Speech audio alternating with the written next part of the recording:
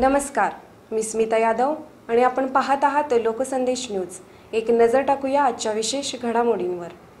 चंदू काका सराफ and sons private limited. सैनिक टाकळी येथे नदी पाणवठ्यातून मानव वस्तीकडे येणारी सुमारे 7 फुटाची मगर सैनिक टाकळीतील ग्रामस्थांनी जेरबंद केली। गेल्या काही दिवसांपासून सैनिक टाकळीतील कृष्णा नदीपात्र कोरडे पडल्याने ही मगर नदीपात्रातून लोकवस्तीकडे येत होती। मंगळवारी दुपारी कृष्णा नदीपात्रातून मगर ऊसाच्या शेताजवळ येऊन पडली।